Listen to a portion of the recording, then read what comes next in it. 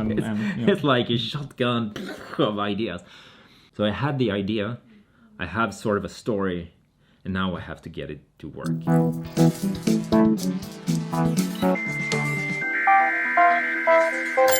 Hi, and welcome to the Creative Geek, where makers of toys, games, and playful technology can develop their craft by understanding play.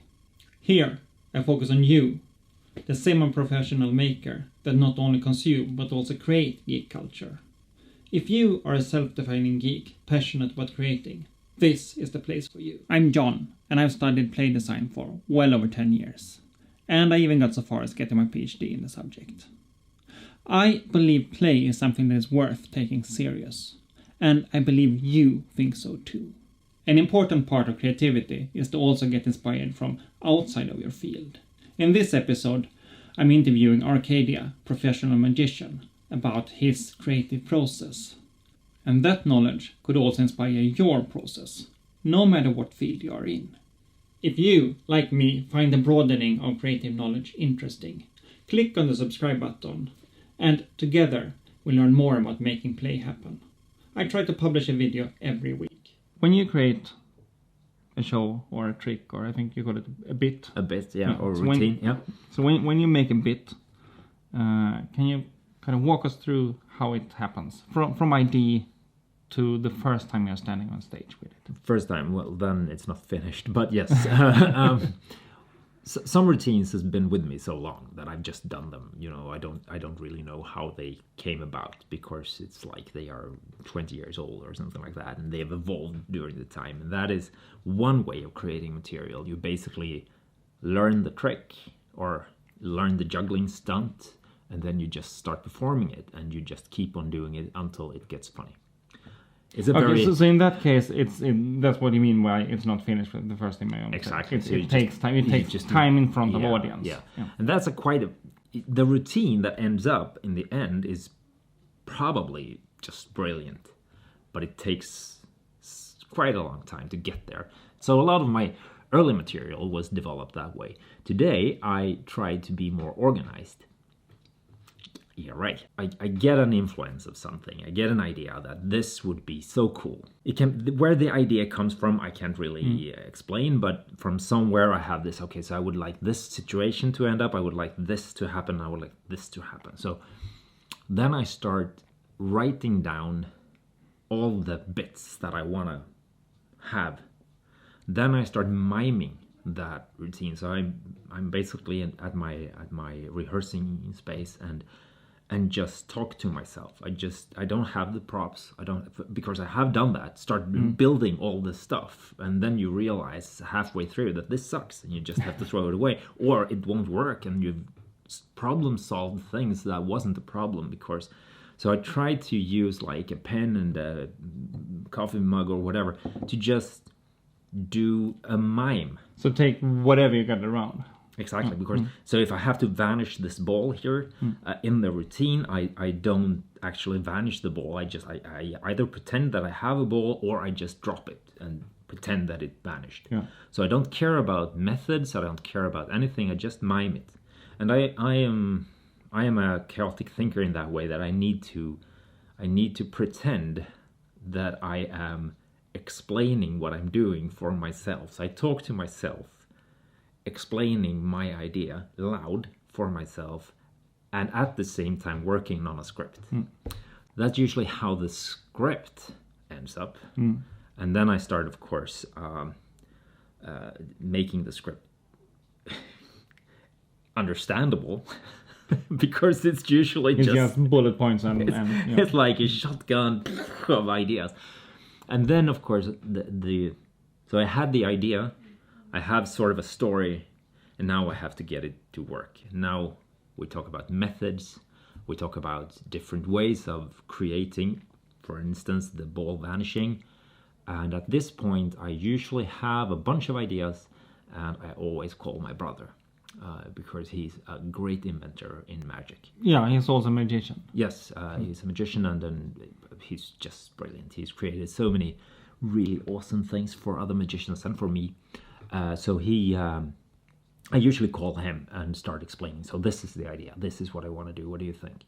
and he's usually very critical but also very positive. So it's like, okay, so do you need to do this, or could it be a stronger effect if you did, or could it? And now we start to analyze it. I haven't really analyzed anything. I have just this storm of ideas, and eventually, hopefully, I end up with a working trick. Is it important for you to be relaxed, to be able to focus?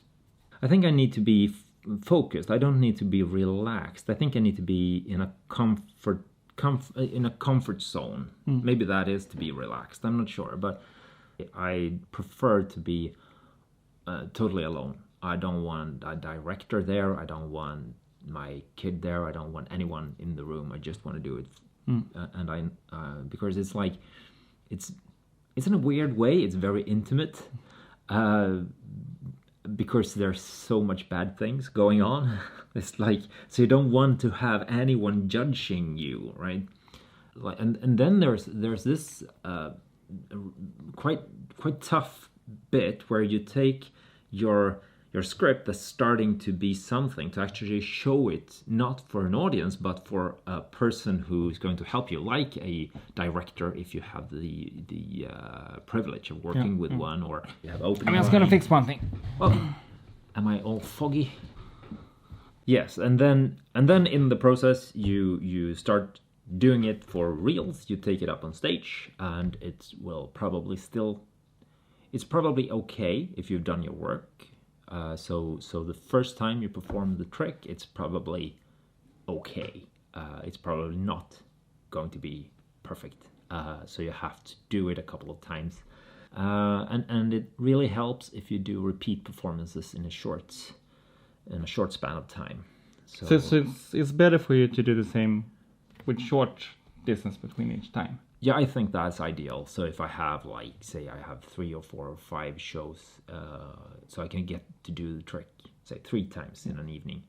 And then I have a break for a couple, to the next day or next day before, after that.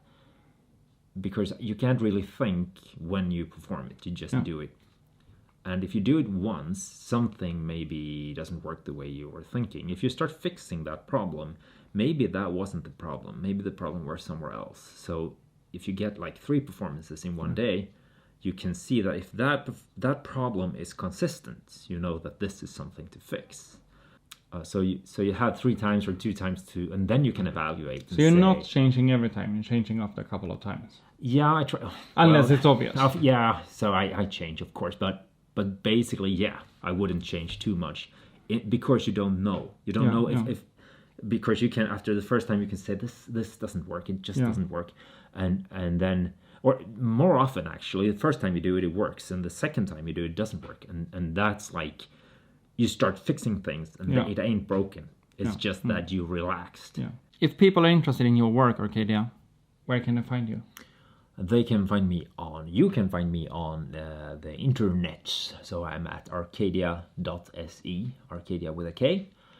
You can search on Instagram and Facebook. So if you just search Arkadia, you'll find me there probably. And if you go to my webpage, there's links to all the social media thingamajiggas, YouTube and so on. There's also a link below. I hope this was inspiring to you, and if you like it, you can check another one. I'm gonna put it's gonna be on your face, I'm sorry. This is where I have a space for it. I'm gonna put a link over here to another one. And do consider subscribing. I'm gonna put a link over here, because I deserve the same in that case. So I hope you like it, and see you around. Bye!